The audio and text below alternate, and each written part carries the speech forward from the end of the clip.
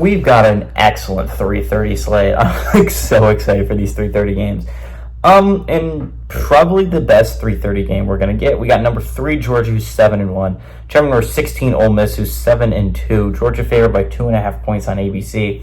Carson Beck has gone 190 of 290, thrown for 2,302 yards, 17 touchdowns, 11 interceptions in 5 games, by the way.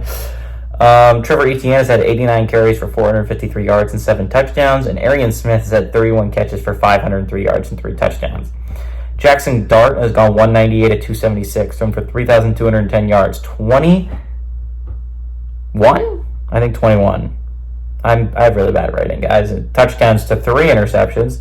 See that, Carson Beck? That's what a decent touchdown to interception ratio looks like. Yours is hot garbage. Henry Parrish Jr. has had 130 carries for 678 yards and 10 touchdowns. And Trey Harris has had 59 catches for 987 yards and 6 touchdowns. Georgia's 35-12 all-time against Ole Miss. Last game did go to Georgia in 2023. Georgia has won 11 of the last 12. Kirby Smart is 1-1 against Ole Miss in his career as the Georgia head coach. And Lane Kiffin is 0-1 against Georgia as his time as Ole Miss head coach.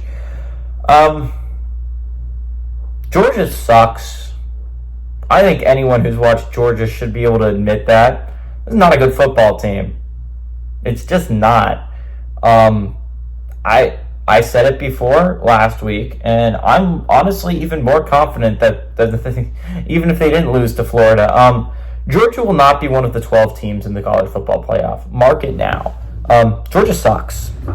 I think of the college football playoff top 25, there are 24 better quarterbacks in that list than Carson Beck. I can stand pretty confidently behind that. Carson Beck was about the same level last week as Aiden Warner, Florida's third-string quarterback. Georgia's not a good football team this year. It's just not. It's gotten lucky with who they played. And I'll be so for real. Beating Texas on the road, very impressive. They have looked awful outside of that one football game the entire year. And I'm starting to believe that is more of the fluke than the other games are flukes. I thought the Kentucky game was a fluke until I watched them play literally the next week. They've looked so garbage, and I don't understand how we're still rewarding them to be the number 3 team in the nation. They're not the number 12 team in the nation. I understand. They're a one-loss team. And I understand the name Georgia is going to get them a high ranking.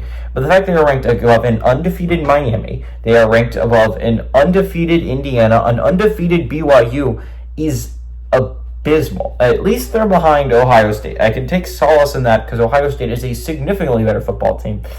And I can admit, maybe Georgia was it was a look-ahead game, the Florida. I don't know how it could be because it was after a bye.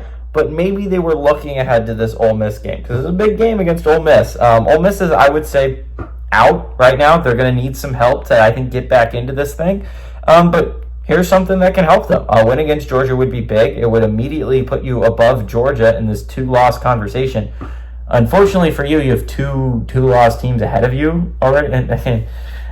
Realistically, you lost to LSU, so LSU has to be ahead of you if they're still a 2-loss team. And realistically, A&M beat LSU, so A&M has to be ahead of them. So it's a big game for Ole Miss because if you beat Georgia, Georgia has to be beneath you. Big kind of game for LSU and A&M fans too, because it would be especially we're talking about the SEC playoff picture, right? I didn't get really into the playoff picture for the other games, but the SEC is probably the most interesting conference when it comes to playoff pictures because we have 5 one-loss in-conference teams, right? That's the top of the SEC. It's going to be a 5-way tie right now. It's interesting here. Georgia's a 1-losser, and if Georgia were to lose this game, this would be massive for the Texas or the A&Ms or the LSUs and the Tennessees of the world. So this is a big game to be watching if you're any of those football teams. I think Ole Miss is a better squad. I think they've gotten unlucky early on. They played LSU in Death Valley. And they lost a heartbreaker in overtime. The game at home against Kentucky is kind of unforgivable, the way you lost that game, but they have looked really good ever since that point. Even with the loss to LSU in Death Valley, they looked really good. Ole Miss has looked significantly better than Georgia.